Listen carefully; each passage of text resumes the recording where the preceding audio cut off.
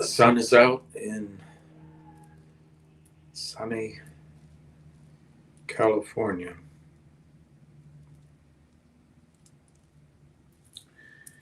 Um, I'm still here, obviously. Hi, Darren. It's August 29th.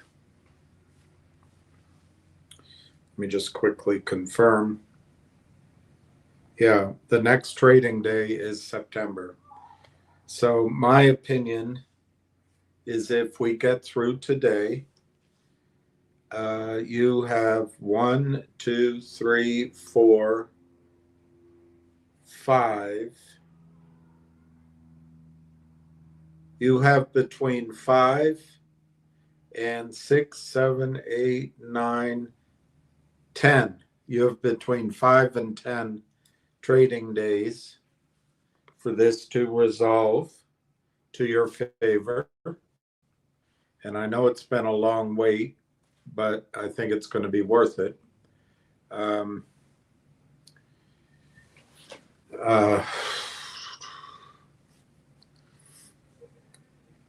don't know what more I can say about that. I know it's annoying.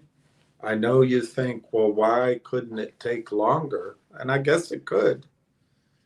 But I think at a point, once this gets to September 11th, that's 7 months. And it gets to a point, they have to do it. They have to clarify something. You cannot be in limbo. Well, I say that. They've been in limbo for 6 months. But it just doesn't feel right that the regulators would allow a company to remain in limbo with big pending news, which they've already announced February 11th. I'm not making it up. I think it would be nearly impossible for them to buy any more time with the regulators. But anything can happen, of course. Our new number on Railtown is not much higher, but it's a little bit higher. 11,581,000 shares. That specificity is probably a little bit too precise, of course. Let's just say we have 11.5 million shares, about 8%, 8.3%, almost 200 people. It's really good.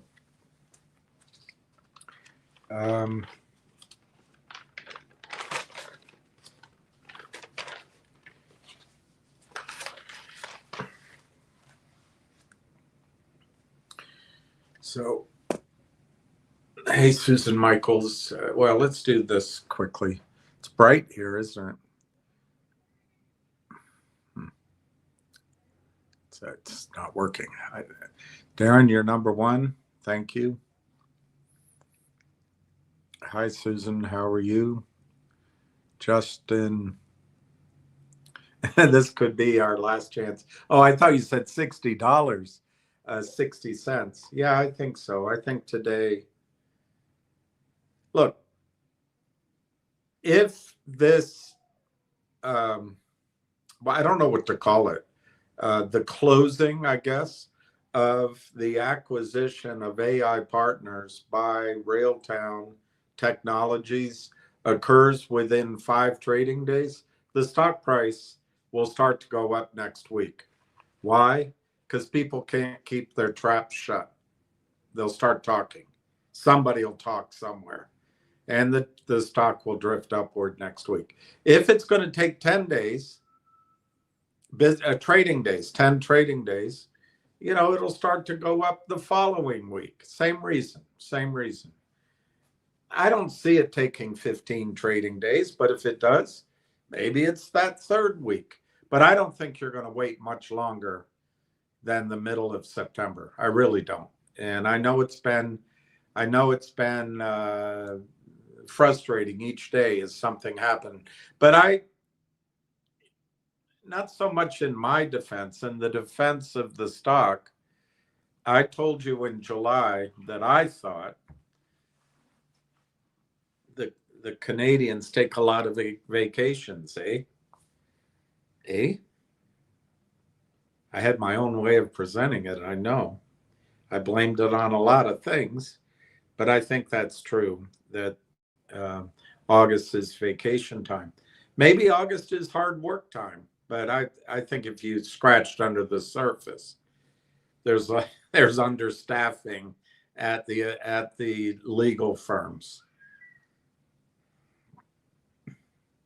during August.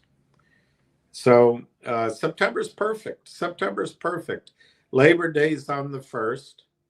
Most people come back to their offices on the 2nd or the 3rd. So the first week of September is a goner. So I think you should plan on news on that the deal's closed on the 9th or the 10th. That's what I think. If it delays until the 11th or the 12th, if I were running the company, I wouldn't make the announcement on the 11th or the 12th. I'd do it on the 15th or the 16th. So my two guesses are that either the 9th or the 10th or the 15th or the 16th. And that's how long we have to wait. We can do that. We've been through it this far. Let me give you some of the prices of I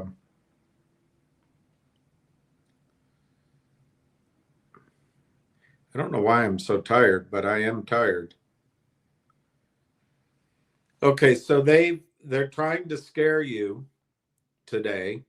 It's their last chance. Remember, August is they have to report to their paymasters. They have to report to the people that are lending them stock that doesn't exist. They have to lend to the people lending them money that to trade. They have to report to their investors, the criminals I'm talking about. So they need the stock down, but they got it as low as 48 cents. It opened at 48.10, let's call it. And now it's 47.51 by 49.61. And they're trying to scare you out. They're showing 13,000 for sale at 49.57, 3,000 49.69, 53,000 49.58. 13 again at 49.57, and they just want you thinking there's so much stock for sale. 53,000 at 49.67, 53,000 at 49.62, 53,000, 28,000. They're just lying to you. And that smiling face at the over-the-counter market, Cromwell, crummy, colluding, cowardly, crumb cake. Can't remember his name, and he's not worth remembering anyway. He should be ashamed of himself that he doesn't fight back. But he doesn't. He's just a mouse. He's not a man. He's a mouse. Anyway, the volume is 250,000 shares. And here's how I take it, guys and girls and cupcakes or whatever. I don't mean to leave out any. There's a hotel in DC that when you go to the men's room, there's all sorts of genders on the wall, from cupcakes to red fluffy cake to,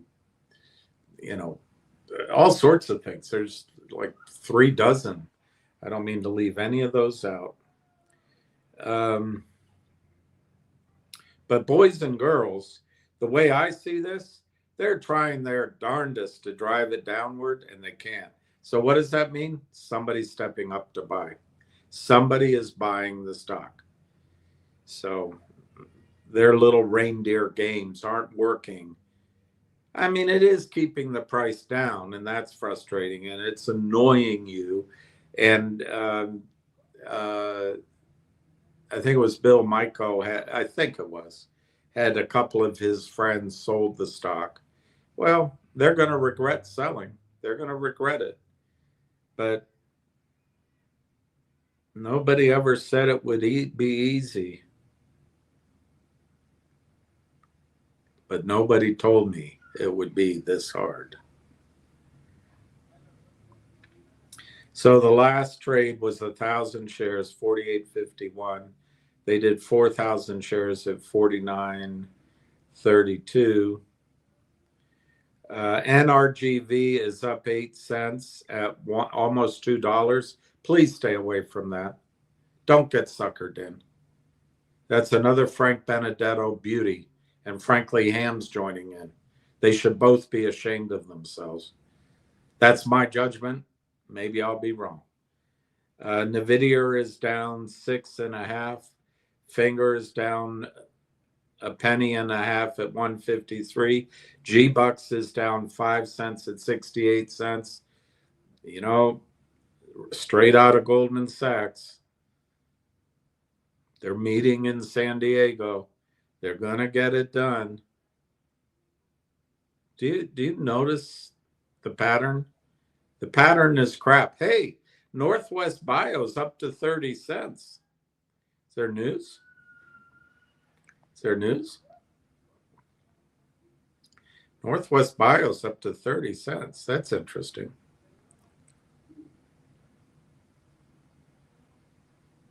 I wouldn't chase it, but you know, it's not my vault. Energy vault. Let me see what else is out there. ZJYL down 6 cents at 73 cents. Another beauty. Quantum Biopharma down 70 cents, 77 cents at 16.48. Another beauty. That's headed lower. Nothing goes straight down, remember.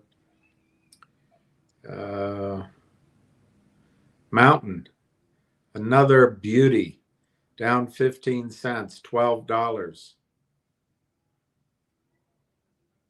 Please just don't chase these. Just get the hell out. Any of your money that's in these crappy stocks should all be in Railtown. So they're trying to scare you. They're putting 55,000 out for bid. Out on the offer at 0.501. Then they put 3,000 out. Then now it's not moving. But they have 4 or 5 different orders out there, giving you the impression. It looks like they have 6 orders out there, giving you the impression that someone's trying to sell urgently. Don't believe it. It's all a canard. It's all a canard. And that this Chuck E. Cheese, Cromwell, colluding, cowardly crumb cake that runs the over-the-counter markets smiles on his website. He's a joke. But it's not just he. It's the whole system is against you. So Railtown will pull you out of it, and just don't ever come back. Don't listen to these crappy things. Anyway, let me go down your. I heard a statistic today from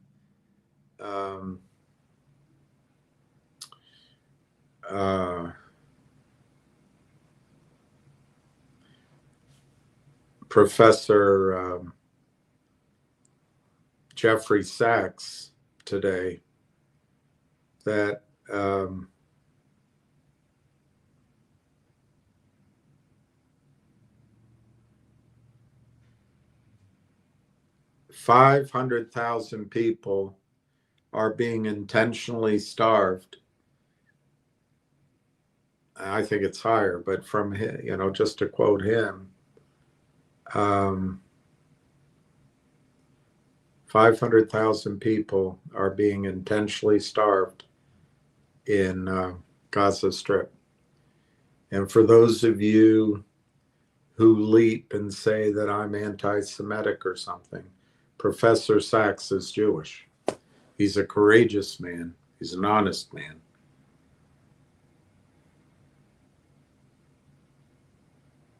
So if you think of it, many of you have kindly said that you're praying for me and my mother. Just pray for the children and the women in Gaza Strip. You don't have to pray for the men. Men are the source of all bad things in life.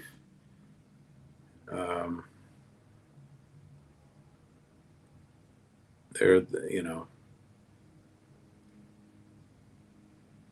if we didn't have men, everything would be better. But at least pray for the women and the children of Gaza Strip.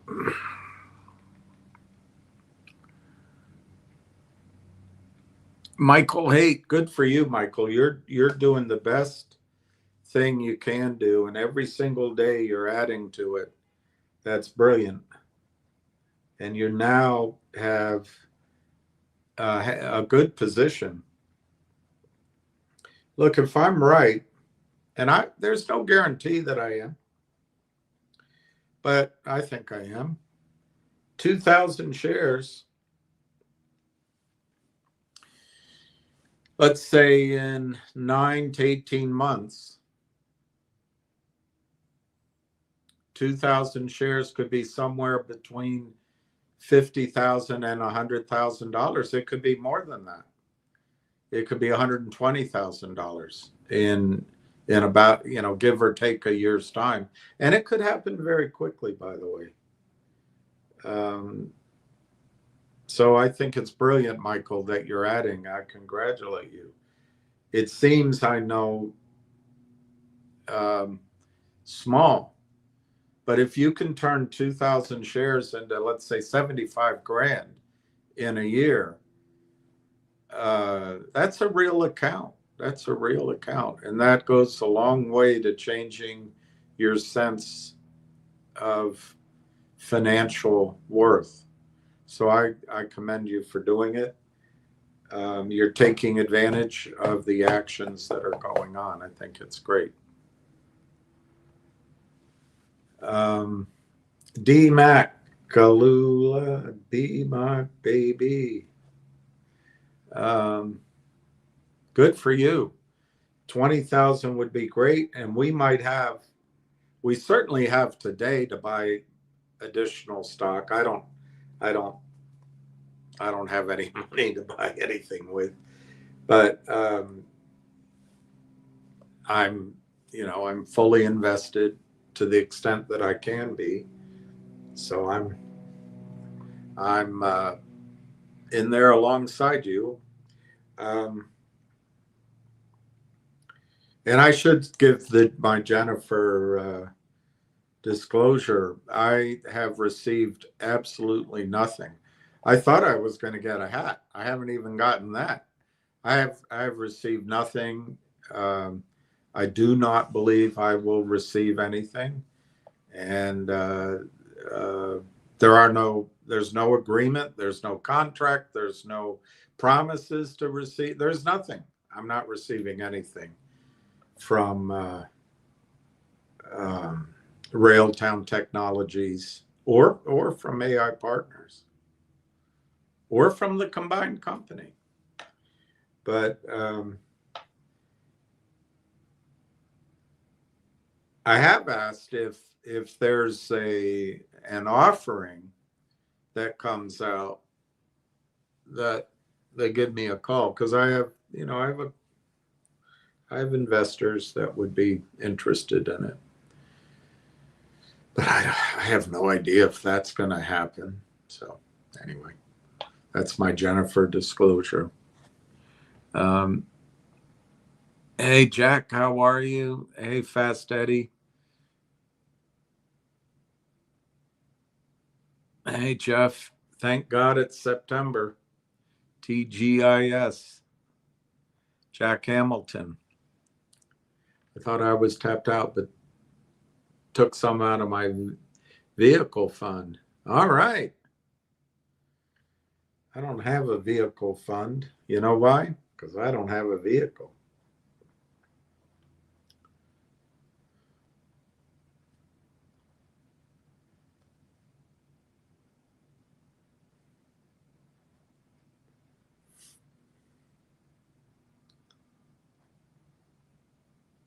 Good job, Jack.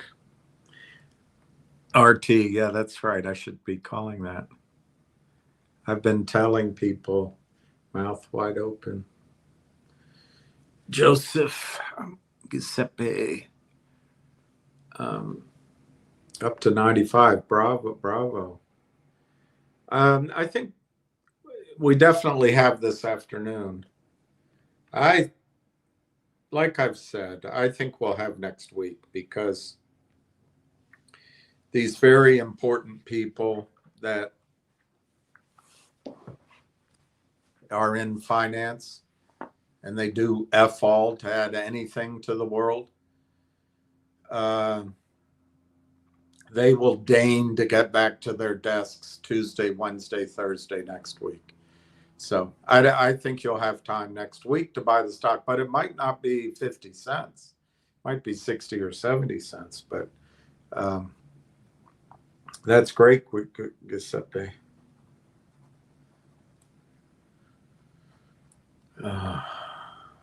95. That's awesome. That's awesome. I'm going to have to call all of you. I'm going to have to call all of you via your personal assistants. I'm going to have to schedule. I'm going to have to call you ma'am and sir. Dennis, Alex, hi, William. Not to be picky, you're sitting in front of private. Can you close the blinds? I don't know.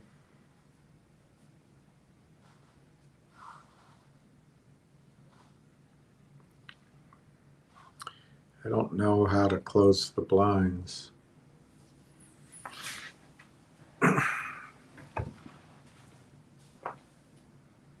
Maybe I do. Well, that doesn't work.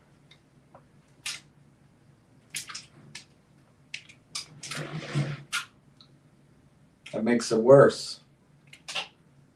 I think the other, oh, here it is.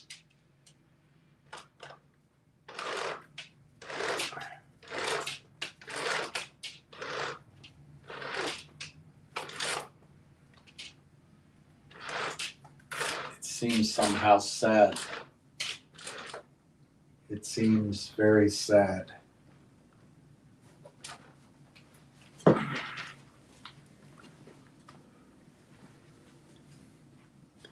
all seems very sad to do.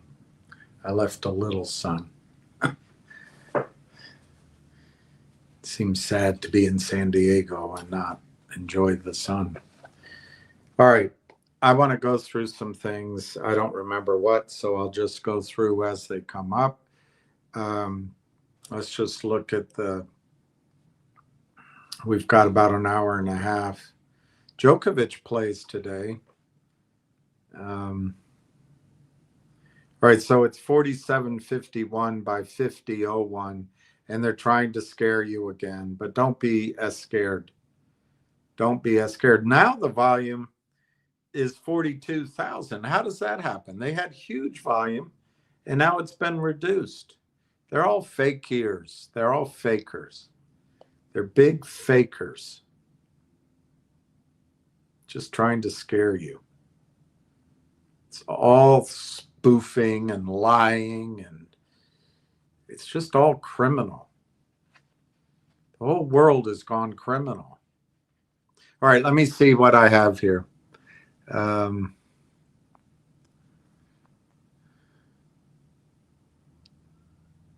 right, I'm going to take that down. I'm going to take that down. Take that down to give me some space.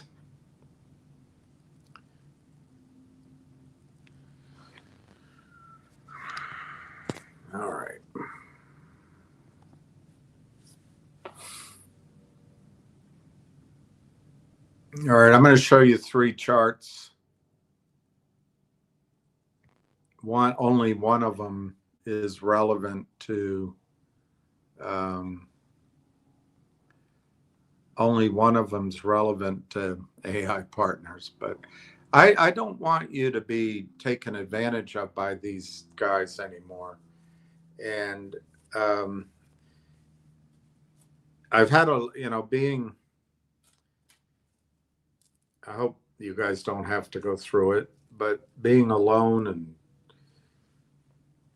whatever praying means and sitting there and looking and thinking and experiencing, it gives you time. And I tell you, when I read that thing yesterday about what Trade Zero calls ramping, I thought, man, that's, I hate to say it, but that sounds like Ham too. I mean, he may not realize he's doing that, but the only answer is to get away from these stocks. There's just no way to win. But anyway, let me show you the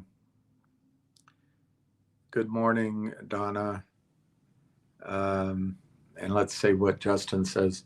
One of the AI partners can make artificial and virtual reality to close the one. Probably. And probably take a picture of me and make me much more palatable to the listener. Anyway, let me show you three charts. I got to take that down. I don't know which one to start with. I'll start with, I think this is Railtown. My chart of Railtown. No, that's not it. Sorry. This is Railtown. My chart of Railtown. The yellow, this is 8 months. 8 months is all I can get on my chart system. The yellow shows a pennant, which I think is giving strong support. And I should have drawn that yellow line further over. This support is pretty strong in there, I think. And then with the blue, I'm stretching this a little bit, but I see, if you squint, I see a declining wedge, which is bullish. It's really bullish if it's a fair interpretation. Reading charts is an art, not a science, but that's how I see it. So I think that's a very bullish setup, like a coiled spring almost. That pennant, if you want to call it a pennant or a triangle, looks like it's going to take a few more days, which fits with my sense that it's going to be the first, second. I don't even think it's going to make it to the third week of September, but it could be that far. Anyway, that's Railtown. I find that my interpretation, I find very bullish. All right, now I'm going to talk about this stock because you're being suckered again. And I just don't know why it keeps happening. This is Energy Vault, and there's no question that it's up. But to my eyeballs, that is actually an upward moving wedge, and that's bearish.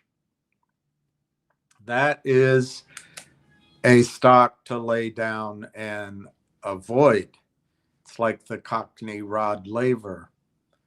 There's those of you who poo-poo Australian table wines. Anyway, that is not, to me, that is not a chart to invest in. That's Energy Vault. That's very scary to me. I also think I drew that blue line up there. There's a gap there. It might go that high, but I think there's resistance right above that. But guys, don't chase. My opinion, don't chase this. Here is a 4-year chart of Energy Vault. It's just, it was the SPAC. It traded above it so all the insiders could get out and make their money.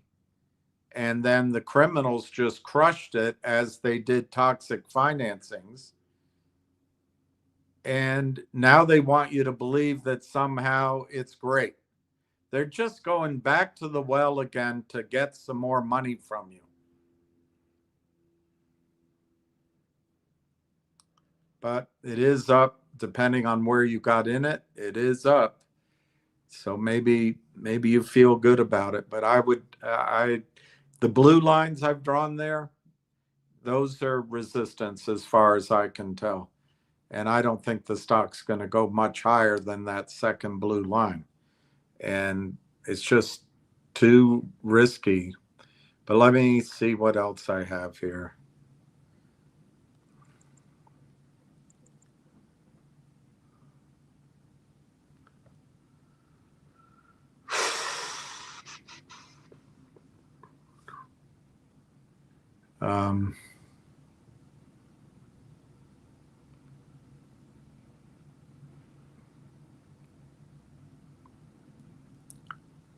Let's just go through these 5.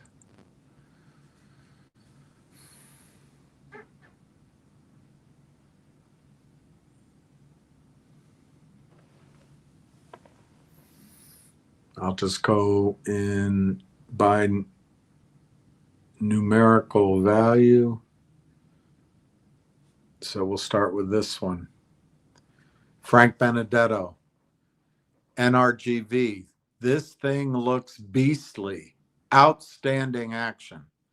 This is a guy who got you involved in COSM, Clearview, plastic seawater, and others. They're always beauties.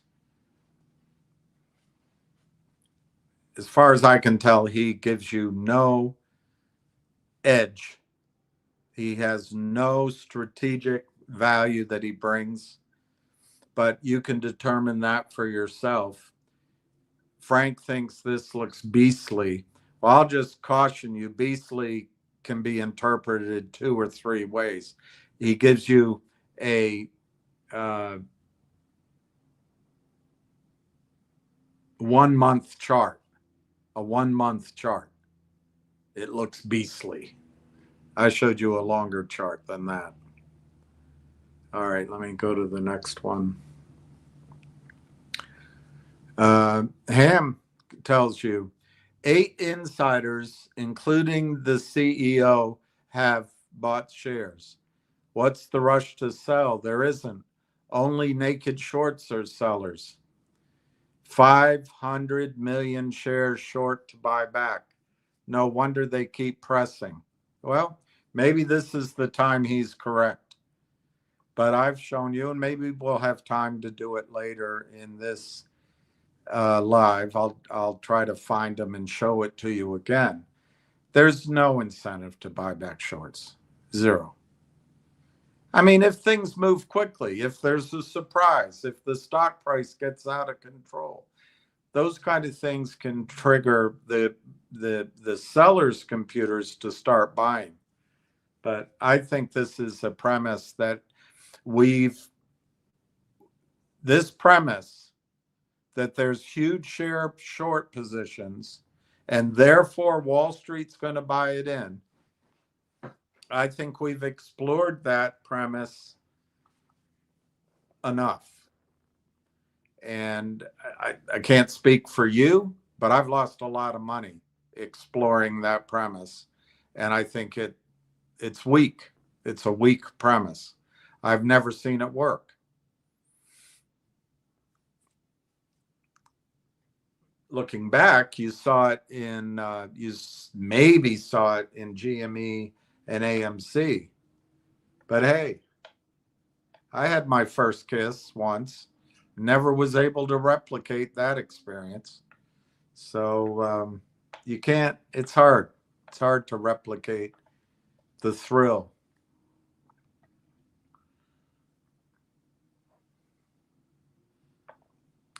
Oh, I just saw that. I think that's when SoftBank buys more. What the hell are you smoking? SoftBank's not buying this.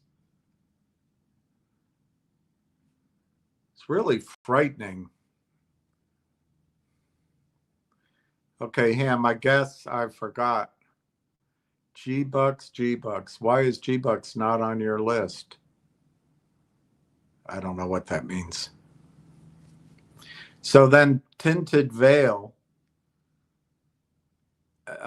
says, wee, Energy Vault, the best info you can have is when insiders buy. Why? They know something good is coming before anyone else. I was unable to confirm that insiders are buying, by the way.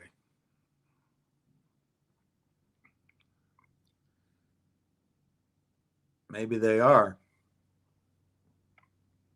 Oh, there's this this person, RRRI, I think is usually pretty good. Third Form F drops today after hours. Insiders bought.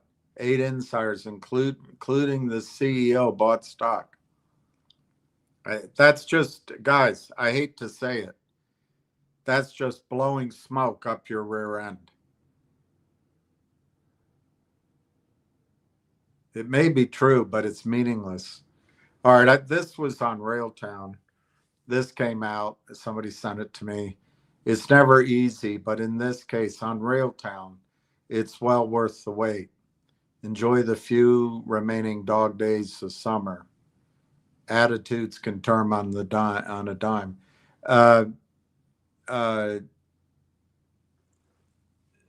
Jack McCarthy of the Abbott Funds, I think it was Abbott Funds, he used to say on calls with us, sentiment, he had a Boston accent, sentiment can change on a dime.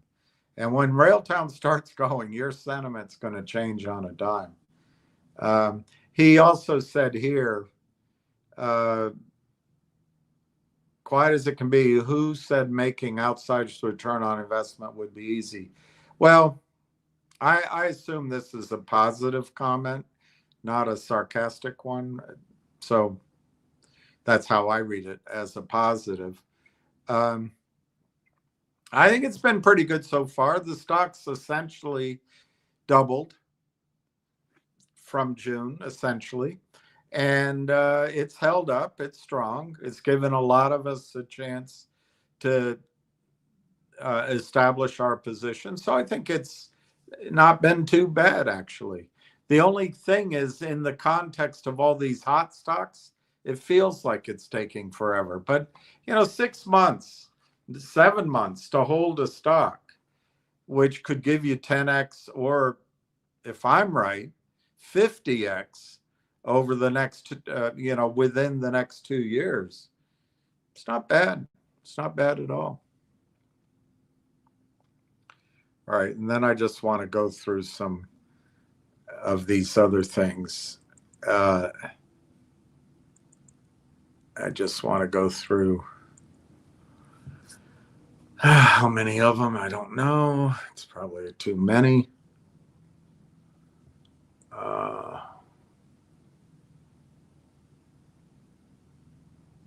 Okay. We'll just do this many.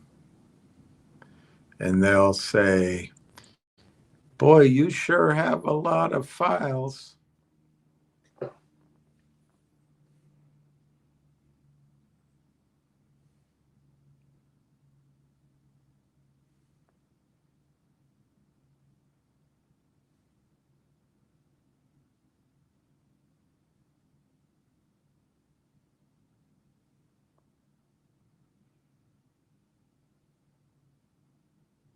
Three more are downloading.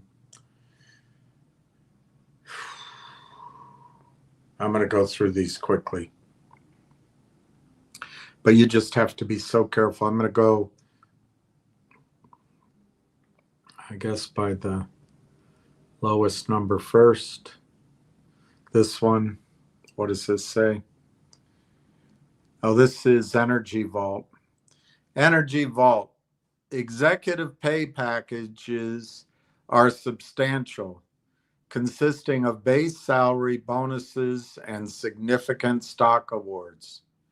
For last year, the CEO, Robert Piccone, received total compensation of $7 million, stock and salary. The stock was $5 million. Michael Bear, $2 million. Akshay Ladwa, $1.5 million. Andrea Pedretti, co-founder, $2 million. That's Energy Vault. Those are huge.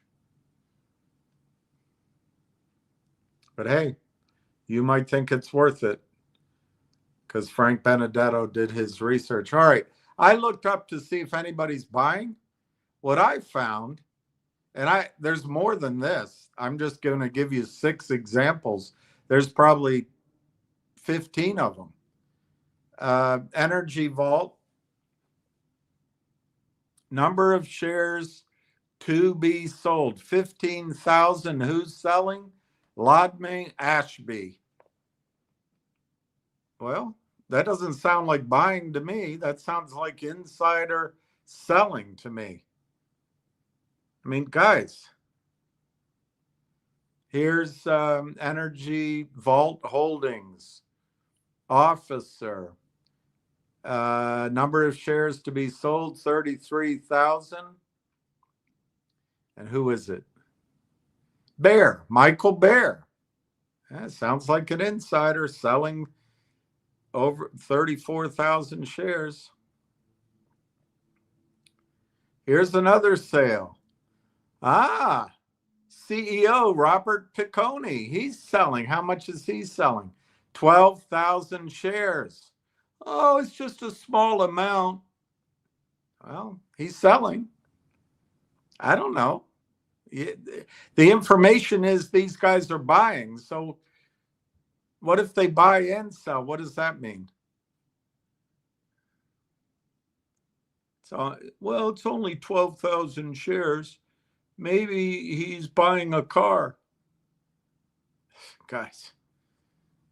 All right, here's another one. Energy Vault. Who's this? Robert Piccone again. Selling 9,000 shares. I don't see this buying. I must be missing something, and it's possible. Here's Robert Piccone again, selling 40,000 shares. Where the hell is it that he's buying? So you got to stop listening to the Twitter scum. And not everybody on Twitter is scum, of course. This is Christopher Weiss. I can't quite read it. He's selling 21,000 shares. Rule 144. It looks like selling to me. Anyway, those are the 6 sales that I was able to. There's so many more. You can go to the SEC site. I'm just telling you, there's a lot of insider selling. This is Energy Vault. I can barely read it. Senior notes bear an interest. And they have a first priority pledge on all the assets in the company. So that automatically equity is at risk, but that happens. That happens. But if things go pear-shaped, it can be unpleasant. And then down here, they have another senior note. And there's mandatory prepayments. I'm not going to go reading all. You can look these up. But it also has a toxic formula.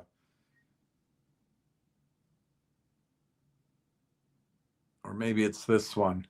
The conditions to commence sales, Hudson. This is Hudson Equity Partners purchase agreement commencement, 88% of the closing price of the common stock in the previous, I can barely read it, the preceding days, some number of preceding, maybe the day just before they exercise. But that's a toxic formula, guys. Why do you want to get back in a toxic formula stock? They're going to screw you. Then there's the Hudson Equity Purchase Agreement. The advance will be equal to 95% of the lowest closing price during the, I can't quite read that, pricing period following the advance. So anyway, it's toxic formula. I just don't want to spend time studying it with you. I just want to show you that it's there. Then they say here the company has sales backlog of $700 million, but then it says historically incurred negative operating cash flows and operating losses and may continue to do so. The company may seek to raise additional capital. I mean, that's standard wording, but it's there. And if you don't pay attention and then you challenge Frank Benedetto about it when you lose money, he's going to get all pissed off at you and say, you should have done your due diligence. I got out. The stock's still trading. I'll stand in and talk about it. Guys, just get away from it all. Just get away from it all. And then they have an at the market facility, which is just Jeffries. This is just set up to screw you.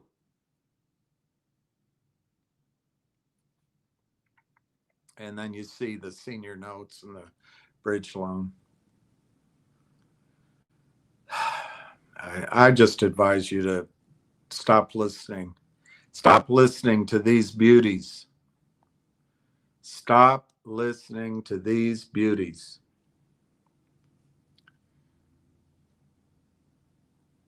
And then let me see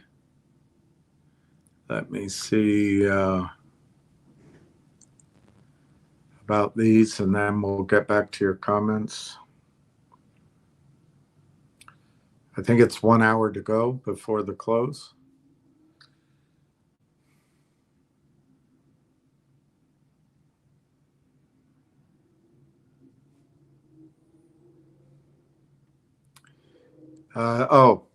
This Ward sent me this link, and I appreciate it, Ward.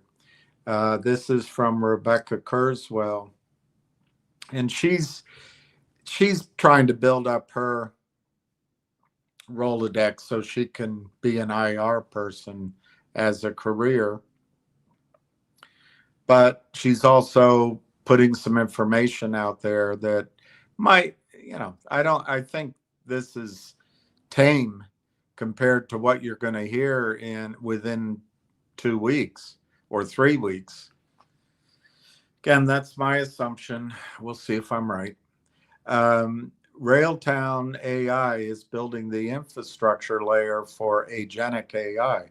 So again, this is supra. This is not in one column. It's across the whole thing, the whole enchilada. She is excited to share an update on what we're building at Railtown AI and why our pending acquisition of AR Partnerships is a foundational piece in that journey. Gag me with a spoon, in our journey. Oh, God. Everything's a bloody journey. This is a business. It's not a bloody journey.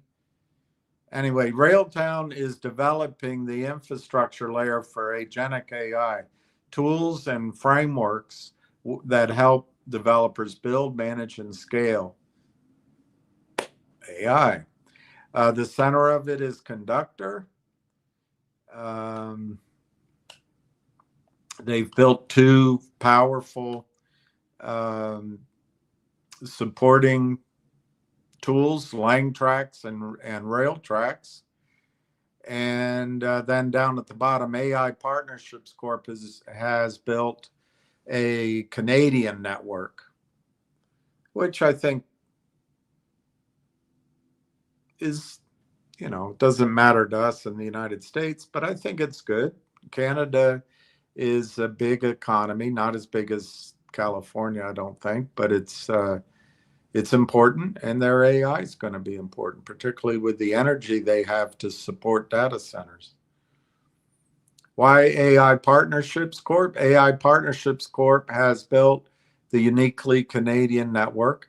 This acquisition brings an affiliate model to life, and that's like Constellation Software, one where portfolio companies don't just coexist, they accelerate each other's growth by building on common frameworks and technologies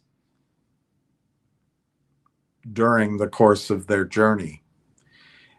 It's a scalable, modern approach to ecosystem building, and it sets the stage for a stronger, more connected Canadian sector.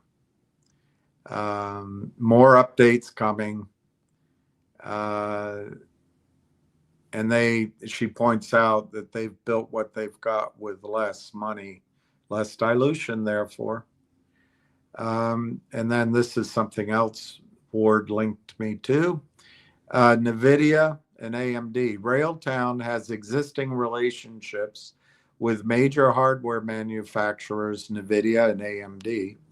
And then you have the Alberta Machine Intelligence Institute, AMI, and then MILA. These partnerships with leading Canadian AI research institutes aim to accelerate Railtown's advanced AI initiatives. They also, in some cases, provide funding that's not dilutive. University of British Columbia, UBC. A relationship with UBC supports the company's innovation.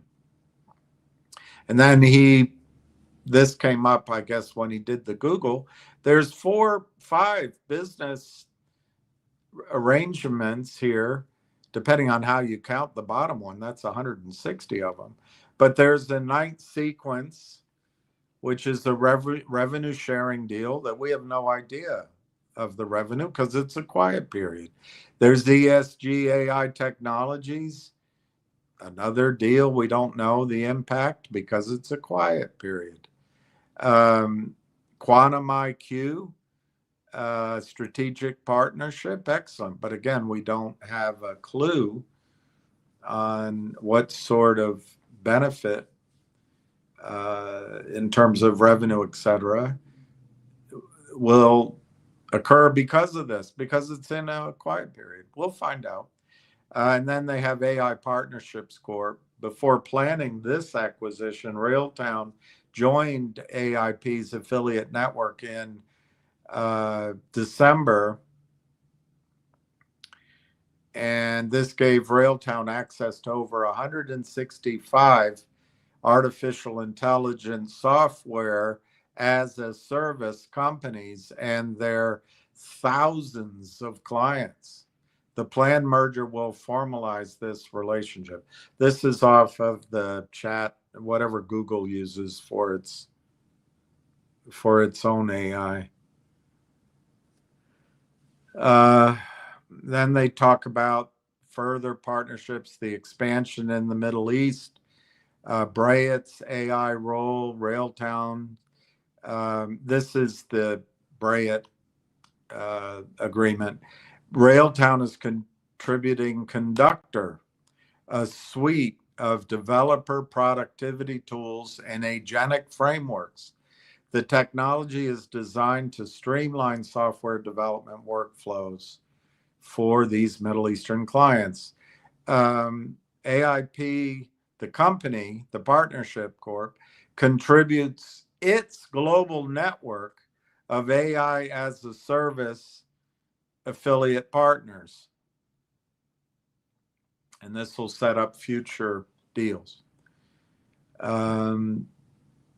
They've made a bunch of announcements, social media, recent news articles too. While no specific client wins or revenue figures have been publicly reported yet, the partnership was recently formed and is in the process of initial implementation. That's the roll-up strategy.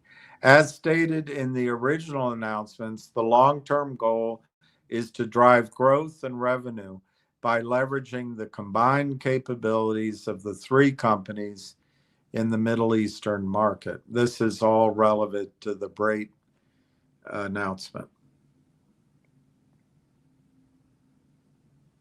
And then this is on the bottom of Rebecca's post. It's just repetitive. I showed this to you before, but Corey Brandolini on Twitter on July 23rd. Yes, it's a while ago. And so you can ask, well, why won't it take longer? I don't know. I don't think it will. I always told you August would be dead time. They'll skip August. So I just think it's as if they go from July to September. And anyway, I think it'll be coming out next week, second week, third week of September. I think it's a September conclusion. That's when Wall Street's back from the holidays. Everybody's back to school. They get back to work. Anyway, Corey Brandolini wrote, as CEO and co-founder of Railtown AI Technologies, gonna be special. Railtown AI Technologies and AI Partnership Corp. Come see what we're talking about. Building a Canadian artificial AI, artificial intelligence development ecosystem. Building a Canadian artificial intelligence development ecosystem. And then Dr. Tom Core, DBA, really important to be a DBA, and then an ADIPC. That's another very important thing. You cannot get through life without being an ADIPC, and MBA, and an ICD. I mean, these are pretty impressive. So Dr. Tom Core responds, and he's the founder and CEO of AI Partnerships. He responds, well, I guess he's the director of AI Partnerships Corp. I can't read it. Much more to come soon. Much more to come soon. Yes, I know that was July, but August was just a big nap. Everybody took a nap. Although I bet the people at the companies were working very hard. And then I've shown this to you before, but this is Morgan Stanley, which I think just states all you need to know about Railtown's chances and outlook. Morgan Stanley's headline from about 3 months ago, I guess. Gen AI revenue could surpass 1 trillion in 2 years. Well, I guess it's 2.5 years. Well, it says by 2028, so maybe that's just 1.5 years. But anyway, very soon, Gen AI revenue could surpass 1 trillion by 2028. It's very hard for me to read this, but look at the multiples. The contribution to earnings, $722 billion. Now, what it says up here is, let me see if I can somehow read that top line. Software and internet companies are likely to see their revenue from generative AI rise more than 20-fold over the next 3 years with a positive return on investment as soon as 2025. Revenue from generative AI is likely to increase more than 20-fold over the next 3 years, with software and internet companies expected to see a positive return on their AI investments as soon as this year.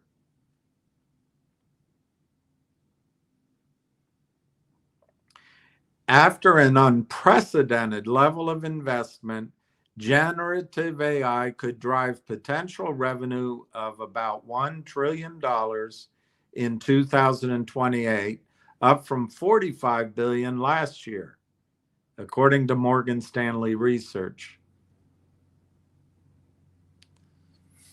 It's very powerful. Very powerful. I'm going to take that down. I'll go back to comments. And go back to comments.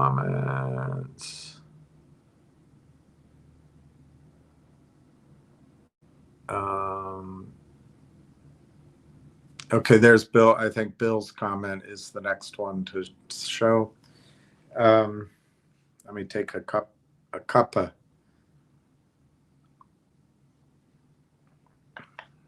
46 minutes to go. Railtown is 48 to 49. They're doing their best. Now the volume is 251,000. It's weird. It really hasn't changed from the previous 250,000, but it did for a while go down. I think it's all fake. I think it's all fake.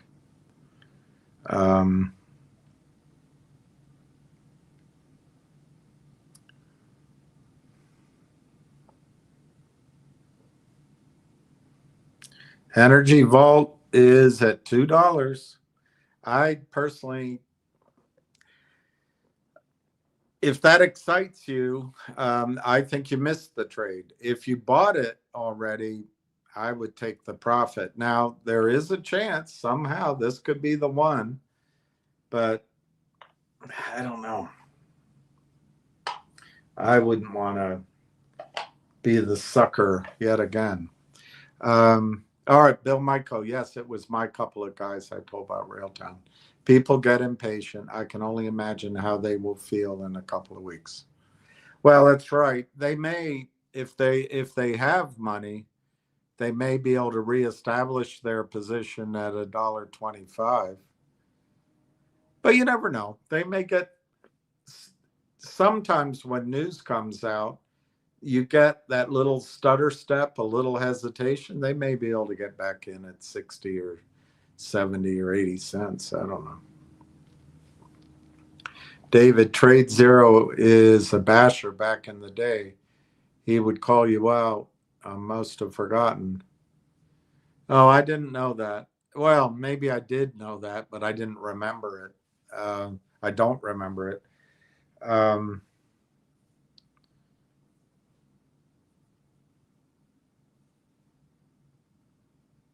I happened the other day, I put his comments up on Quantum, QNTM, and I agree with what he said. These stocks are not stocks to be trading. I mean, you can do it. If you know, lots of times if you get the call from Ham and you get in the before it does its first run, you can make a little money as it runs up, and that can be your strategy. Every time he mentions a new stock, as soon as it runs up, take the profit, whatever it is. But it's a hell of a way to make an investment. But you're right, David. I guess he's a basher. I don't know. Is it bashing if you're telling the truth? Or is it bashing if you're doing analysis that you think is correct, even though it turns out maybe not? I don't know. If he went after me early on, um, I don't know if what situations, but maybe he was correct. I don't know. I'm feeling really ill at ease at the fact that Ham is supporting Energy Vault. Maybe I'm wrong on that. Maybe he knows something I don't know, and maybe but I don't know. Anyway, let's leave it at that. I'm not here to. I'm more just trying to get you not to get distracted by these. Rather, I don't want to tear down anybody. I just want you to be in Railtown for 2 weeks, 3 weeks, 4 weeks. Let's say 2 weeks. Jack Hamilton, hi Donna. Did you get to your 75 goal? Donna, I'm up to 94. Good for Donna. Hey Steve, thank you. Thank you, Steve.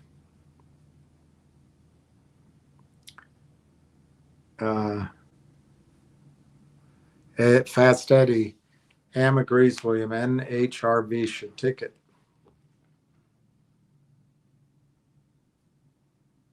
I assume you mean Energy Vault, but I don't know what ticket means.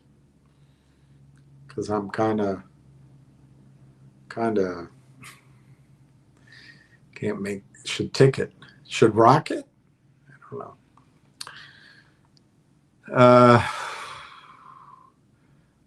David Hendrick says Railtown is his number one position. I don't know why you're holding anything else. Jack says, way to go. Justin says, I just took my profits out of Vault. Good. I'm glad you did that, Justin. I'm glad you did that. It may, eventually, after 20 names, maybe one works, but that's not good odds. It's not good odds. Like when you said that one lady follows Ham, but she knows how to sell. That's exactly right. I know her name. I just don't think it's fair to put it out. I've never spoken to her, but she does. She does. And I have a friend up in Boston who I forget whether it was Finger or GTII, one of them. He sold out, I think, at $2.20 and never looked back. Just a quick trade. He was happy, and it's a good strategy. Sounds like a going concern clause in NRGV. Well, they all have it. I don't mean to say that you've discovered something when you see that wording. All of these stocks down here have those kind of clauses. So it's just tough.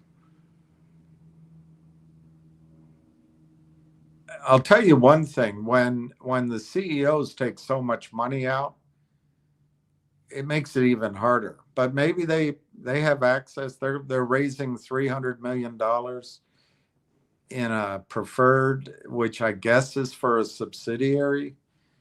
I don't know, guys. Just Bill Michael. Let's see what Bill says. He's usually pretty smart. You're only partially correct. Yes, we need to stay away from the crap stocks, but the other half of the story is to stay away from the group that pumps them to no end. Yeah. I think you're seeing that better than I saw it.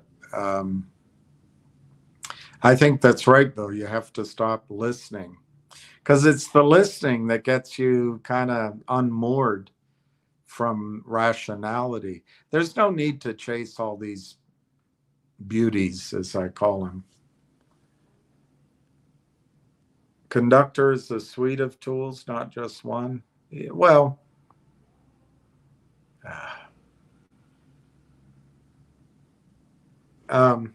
I showed you, and it's on their website, and it's in there. I don't have the research report here, but yeah, Conductor is a platform, and it has a bunch of things in it. So yeah, I guess it's a suite of tools. Yeah, I guess it is.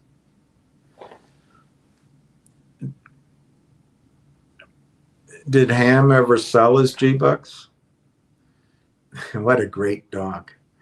That dog would make me want to go up and say hi. And of course, he would probably not understand all the enthusiasm. I don't know if he sold it. I guess what I remember is he had 33,000 shares. I don't know if he had it or his daughter or his wife or his son. I don't know. Somebody had it. I don't know if he sold it. You'd have to ask him. Have to ask him. Um, be careful. I like what you did, Justin. Railtown is now down half a penny at 49 cents.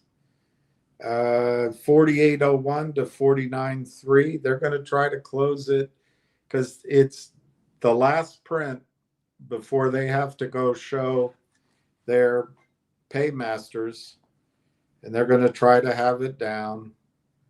But and they may have to show it to the people they're borrowing stock and money from too. As far as I can tell, this stock hasn't traded anything since you and I started talking. I see the last trade at 1400, so I guess at 2 o'clock, which is an hour and a half ago, I think. Time in sales shows 1400, and then the time here is 1224. Anyway, it's 1,000 shares, so they're trying to shake you out. And to your credit, you're not for shaking. And RGV is up 10 cents. Guys, just I made my point. Mountain is down 10 cents, $12.10. Quantum is down 44 cents, 1681. ZJYL is down 6 cents at 73.55. And I guess that's about all we need to check there.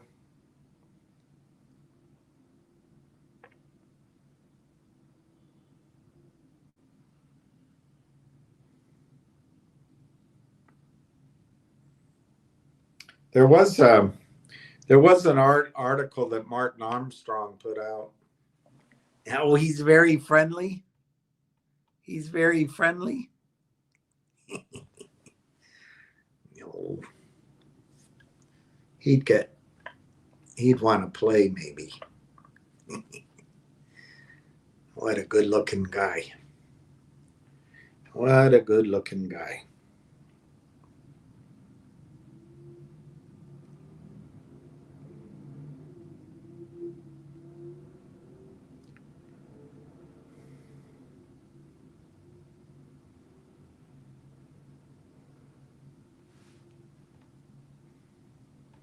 I can't afford all these reports that he wants to sell.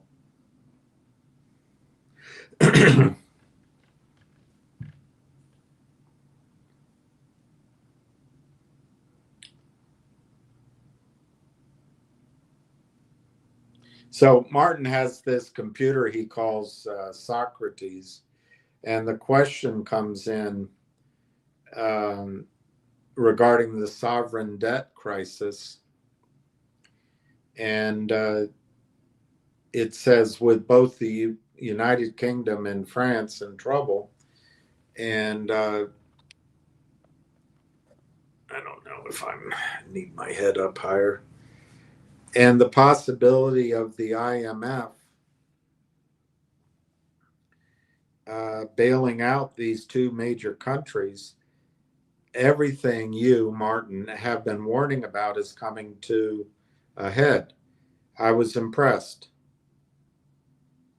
There was over $20 trillion in the room last week when they met. He was talking to WEC. This year's will be more than just an I told you so event. Can't wait. You certainly have a lot to cover. That's his conference, I guess, the WEC, World Economic Council or something. Anyway, so Martin writes, well, between war, sovereign debt crisis, shift in capital flows, risk of canceling paper currencies, and even the rise in volcanic activity on is on target with Socrates' forecasts. We are looking at a profound shift with wild cards coming from many directions. This year is our 40th anniversary since the first World Economic Conference, that's what it is, World Economic Conference, held in Princeton in 1985. Thank God for Socrates, that's his computer. It monitors everything and performs the work of over 1,000 analysts to provide us with a clear picture of what lies ahead. I still had some hair back then.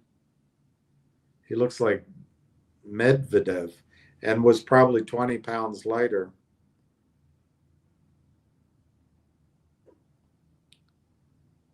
And that's about all he says. I thought he'd say something interesting, but he didn't. What caught my eye on that is we have to be aware that there are some there are risks in sovereign debt. So we got to pay attention.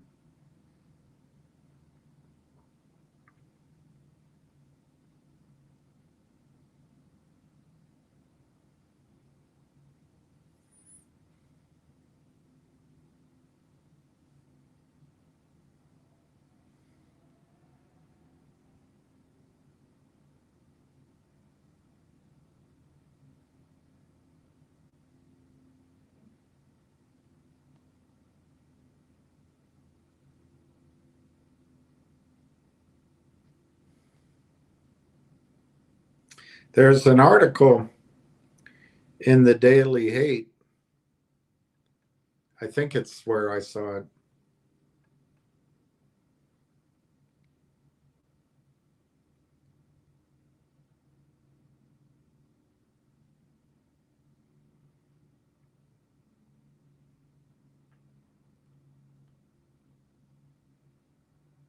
About the North Atlantic current, which we talked about.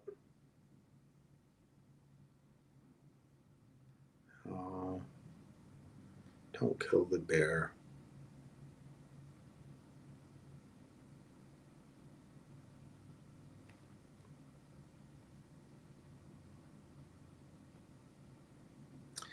This person, the CEO of Cracker Barrel, makes $7 million a year. What an idiot.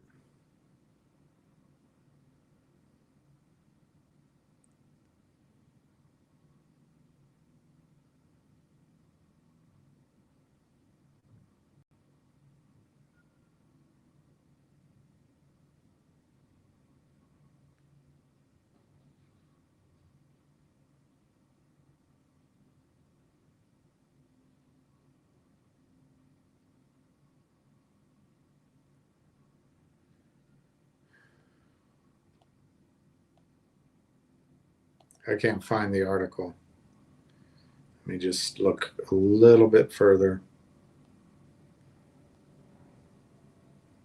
Maybe that's not where I saw it.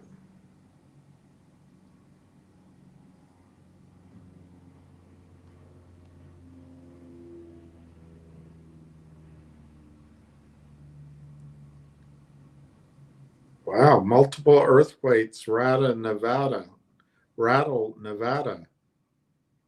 where the ground is at risk of splitting apart.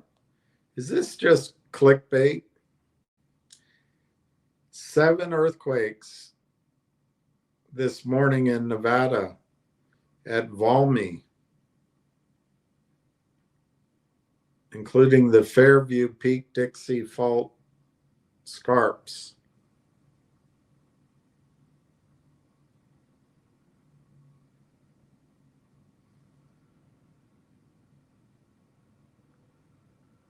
Over millions of years, land on one side of the faults rose, forming mountains, while land on the other side sank into basins. The ongoing activity makes the basin and range one of the most seismically active regions in the United States.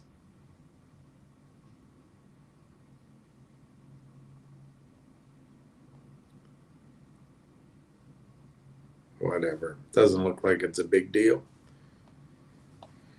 All right, I can't find that article. We'll have to save it for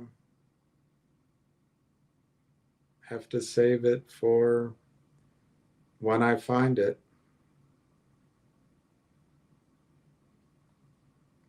I'll do it. Talk about it next week. Let's see how the US Open is going. And then I'll get back to the quotes. Tiafoe just started, Big Foe.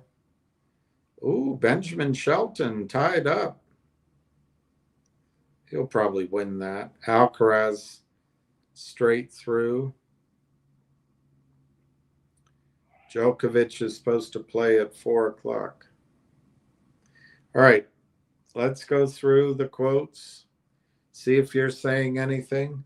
Railtown remains down. Actually, it's down almost a penny.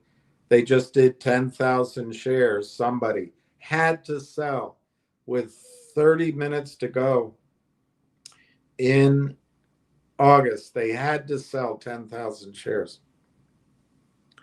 But I think they're surprised. Somebody bought 10,000 shares at 48.53. So the volume is now 277,000. Well, let's just see how it closes out.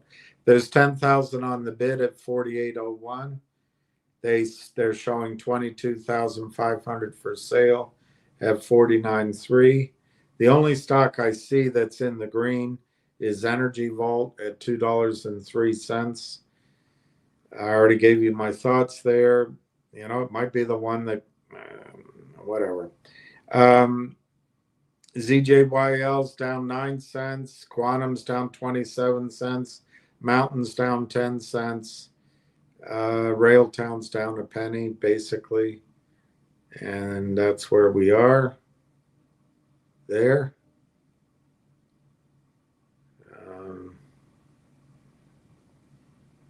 We've got 25 minutes to go.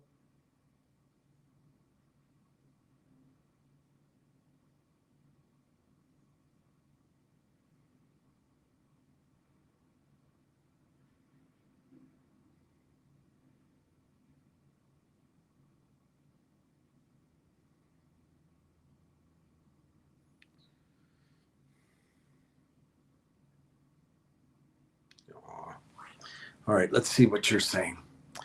Deschamps is here. The champ is here. All right. Deschamps. I'll put that down. The champion.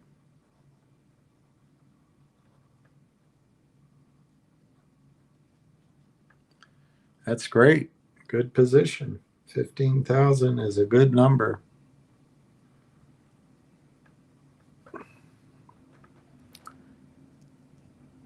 That makes twice what the CEO of SW. I know, but very talented CEO at Cracker Barrel. All right, G Diddy. G Diddy is going to be very happy, I think.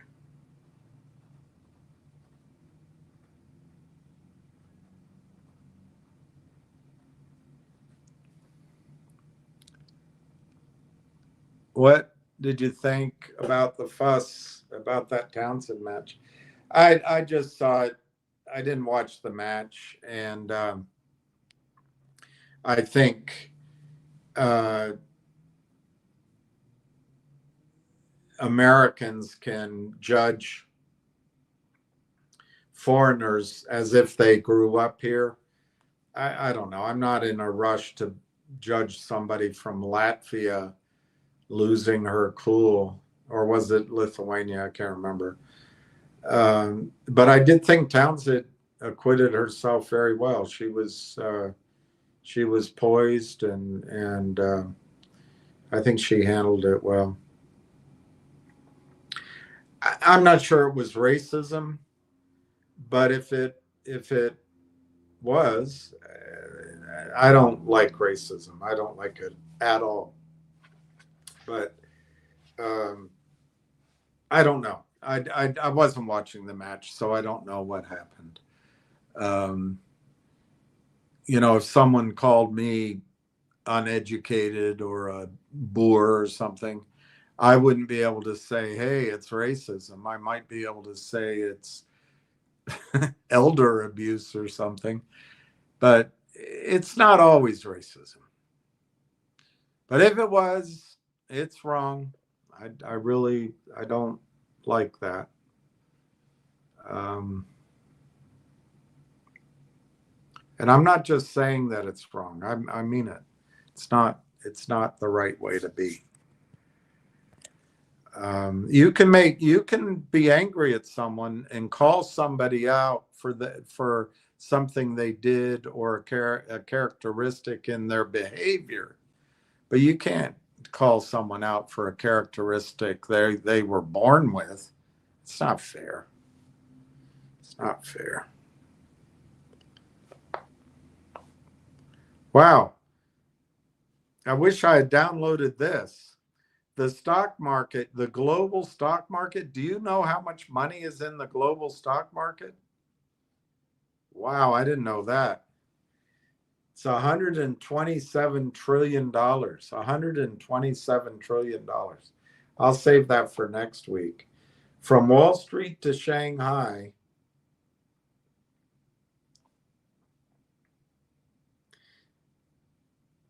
the United States, the global stock market is 127 trillion.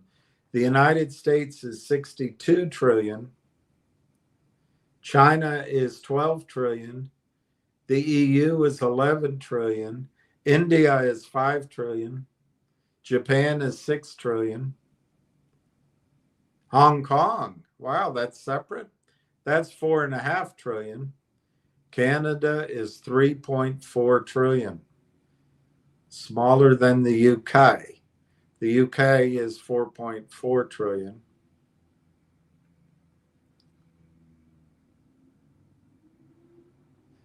Ouch, ouch, ouch, ouch, ouch, ouch, ouch. Australia is 1.7 trillion. That's all they show here.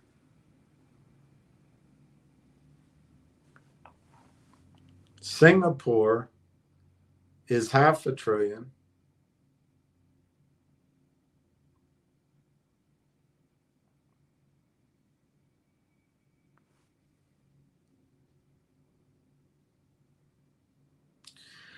All right, so we got 20 minutes to go. What the heck am I going to talk about for 20 minutes? I can look at the prices again. Ouch. Ouch.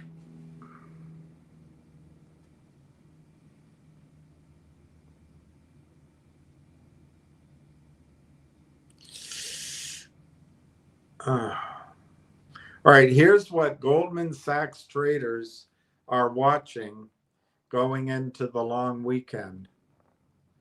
This is by Tyler Durden today, August 29, 2025. Here's what Goldman Sachs traders are watching going into the long weekend. U.S. markets have had a blistering run since the April lows, which I stayed with my bullish call. With the S&P 500 now up 10% year to date. The 34% run up since the lows is around 25% more than the best annual S&P return posted during the late 90s equity bull market. It's huge what just happened. And there's more to come, I think. Although you could have a pullback first. It's normal. Nothing goes straight up. Stocks, looking through year-to-date performance now,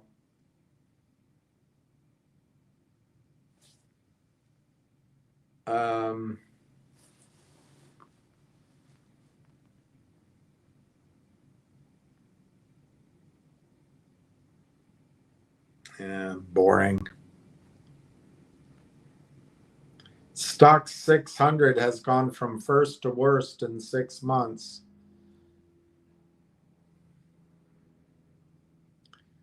The real equity market performance story of the summer has been China. Wow. That didn't make the headlines that I saw, but it's a nice chart. Number 4, the biggest factor at play,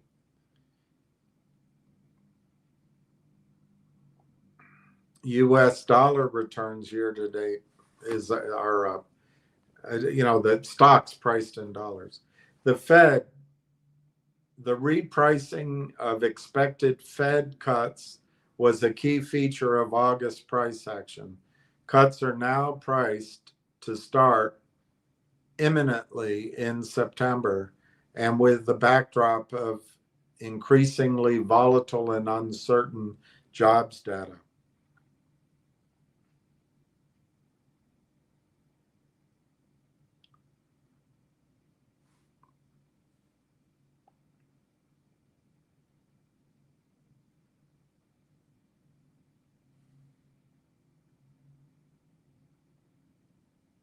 Managing liquidity risk from now until year end will be an important factor for both the Fed and Bessent.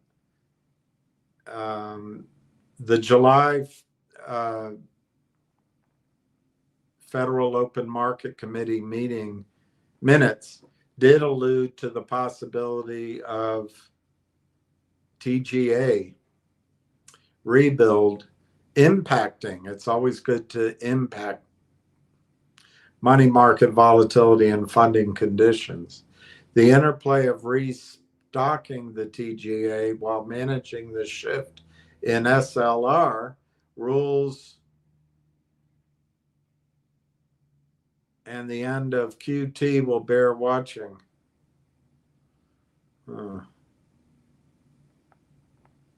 Whatever. I don't know what any of that meant.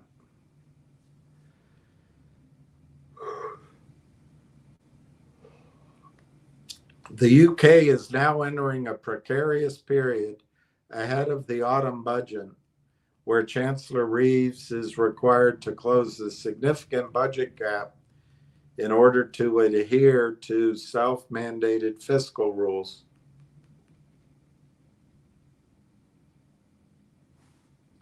China equity markets have been the surprise post-tariff day trade.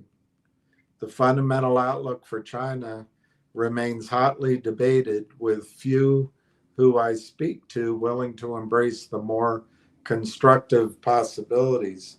But the market remains inexpensive, underowned, and is showing signs of increased momentum.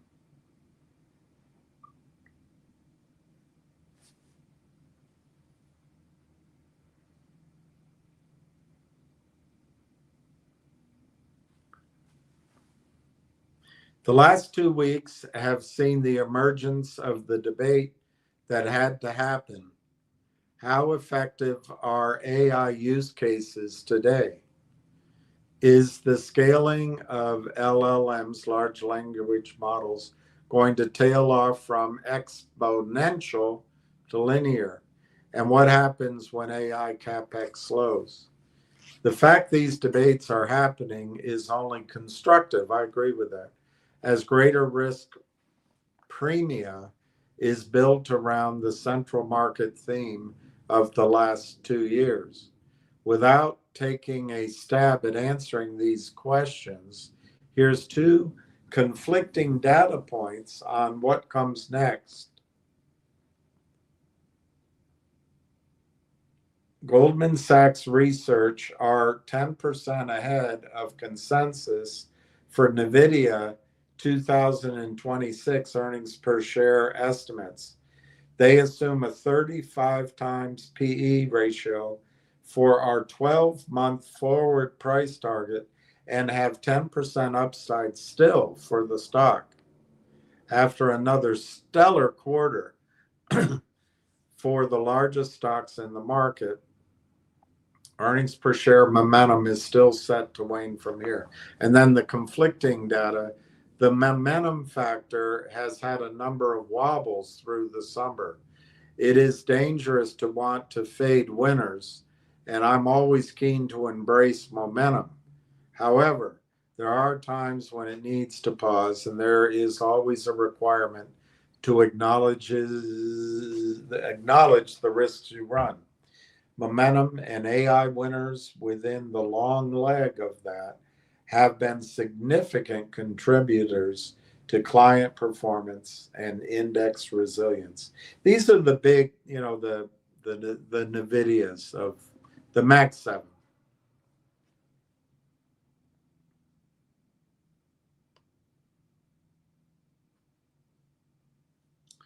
Well, I didn't find that all that useful.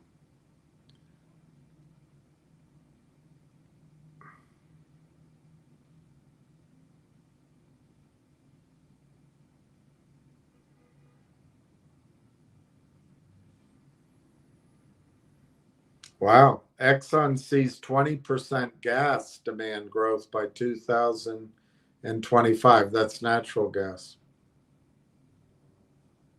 China flows on fire. Shorts are burning. All right, let's go back to Railtown. Railtown is now trading at 50 cents, 0.5004. It's 48.21, 31,500 to bid, and there's an offer of 12,500 at 50.09. And the last trade was 100 shares at 50. Unbelievable. 100 shares, prices the whole thing. At least it's in the green, up half a penny. So the bid right now is 0.482, 22,500. The ask is 0.5009, 12,500 for sale. The volume is 277,150 shares, and we have 9 minutes to go.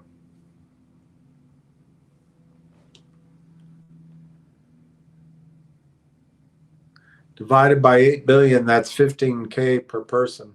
Steve, I almost talked about that today, by the way. I think I'll save it for later. You're young, but it might not affect your lifetime.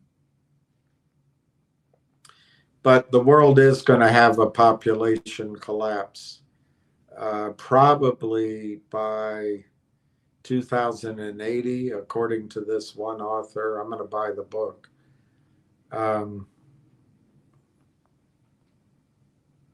And it all comes down to, they blame it on women, but I don't know if there's that many people getting married anymore. So I guess you can't blame it on couples or marriages. I don't know how to measure it, but they measure it. How many children are women having? And in industrial countries, it's down apparently below 1.5 children per woman. And they expect that trend to occur in the rest of the world. And this gentleman thinks, I'll get the book so I can explain it better, but he thinks you're going to see declines. He said we've already seen the highest number of babies ever born, and I think that was 2012, and it's been down ever since. And he thinks you're going to see a 1% population drop year over year here on out, and then it accelerates. Anyway, women aren't having children, and um, there's going to be population collapse. What I get interested in is, what does it mean for assets and valuations? What does it mean for anything? If we go from 8 billion people, maybe it goes up to 9 before or something. But if we go from 8 billion back down to a billion, what, at least the animals will survive. Any of the animals we haven't shot will have a good chance of thriving. But unfortunately, um, to my information,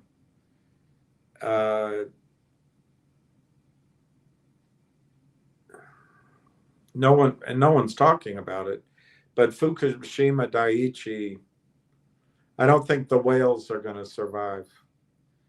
I think the whales are, at least in the Pacific, they're starving, they're emaciated, and they're dying. It's all radiation killing their food supply.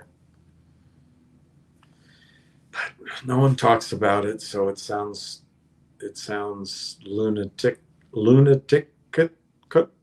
It sounds like a lunatic.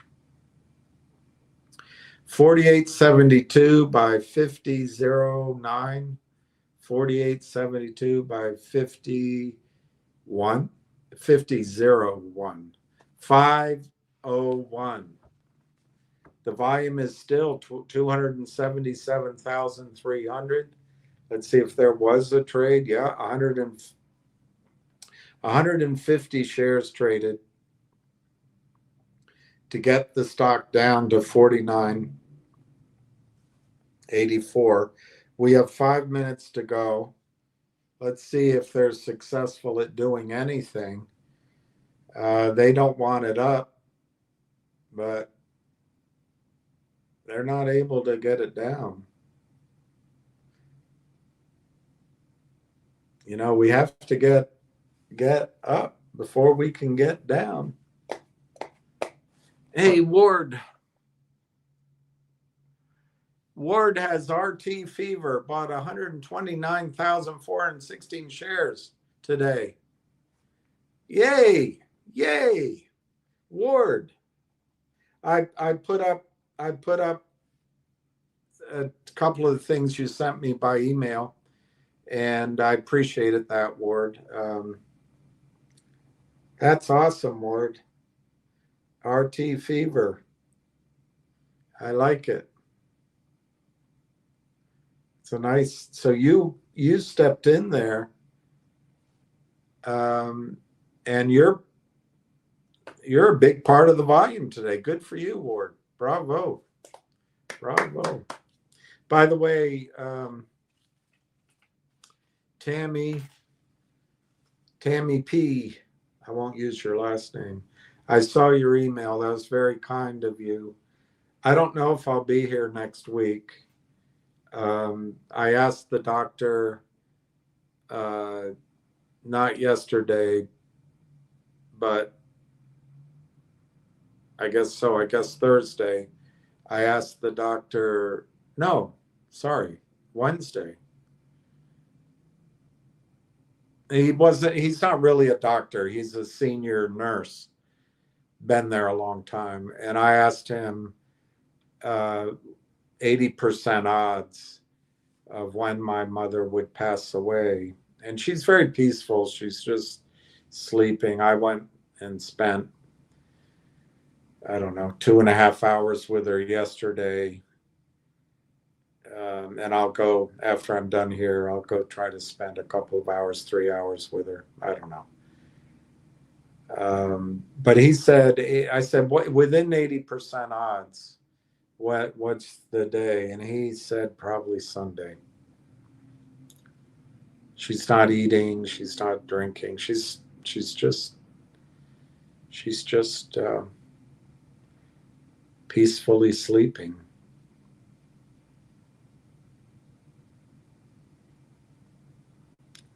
Makes you think a lot about things. All right, with 2 minutes to go, the volume now is 278,460. The last trade was 1,000 shares at 49.54. That looks like somebody bought.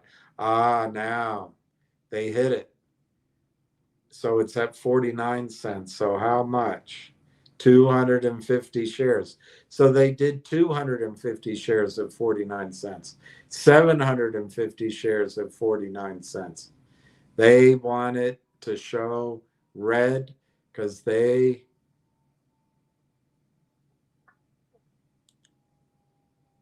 that was the color that my baby wore when she swore she would be true. Oh, yes, she would. She'd be true. Please don't wear red tonight.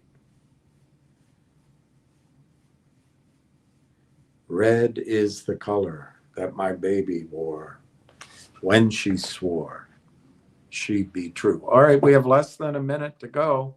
And right now they have it at 49 cents. And that looks like what they're going to do. The bid is 49 cents. The ask is 50.509.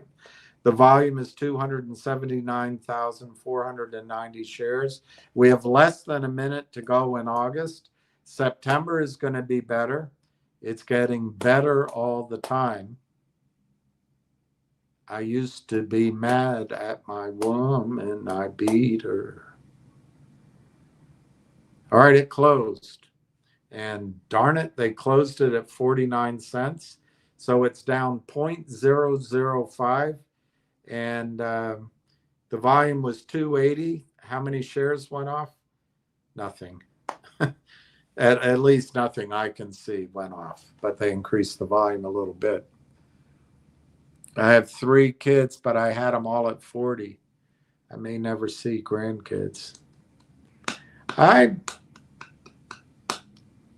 don't know. I'd still like to have kids, but I don't know.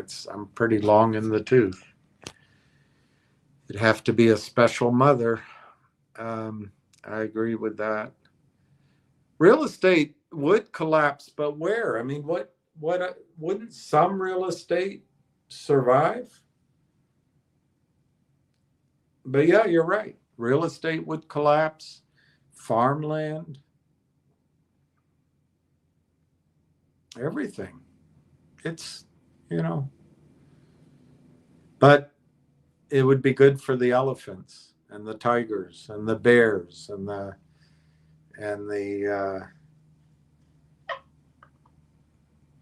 maybe the fish. Hobson, do you ever think fish get tired of seafood?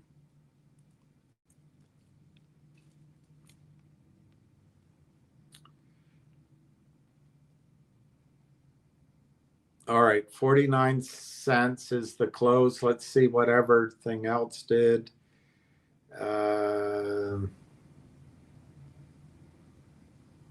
Yeah, nothing much to speak of. NVIDIA, let's see how NVIDIA closed August. NVIDIA closed down $6 at 174. Is that a turning point? We'll see. Well, my guess is in September that'll rally, but we could always have a little bit of a correction in the market, which would be healthy. Unless you guys have anything, I appreciate you coming here. I think Railtown, my best guess is that before September 15th, and maybe much before, we will have the final conclusion of the legal work product, and we'll see the announcement of the acquisition of AI Partners by Railtown Technologies. And what that will do is 2 things. It will open up the flow of information so that you don't have to rely, there'll be other people you can start getting information from. And then secondly, there'll be buying that can come in. People will be allowed to buy because the restriction period will be over. It could extend, it can accord if they're doing a financing, but we'll find out all that. Elsewhere they can buy. And so it should be good for the price of the stock. Not only good, I think it's going to be really exciting, really exciting. And my guess is the shorts will no longer be able to supply buyers with so many shares. So I'm glad some of you built your position. I'm really proud of Ward, proud of Justin, and proud of Mark Haight. And who else did I leave out? Giuseppe, and then DMAC. So anyway, I hope all of you enjoy your weekend. It's the last chance to have fun, and just don't worry about Railtown. It'll take care of itself in about 2 to 3 weeks' time at the most. You're going to feel very good about your positions. So with that, I'm going to sign off and wish each of you peace.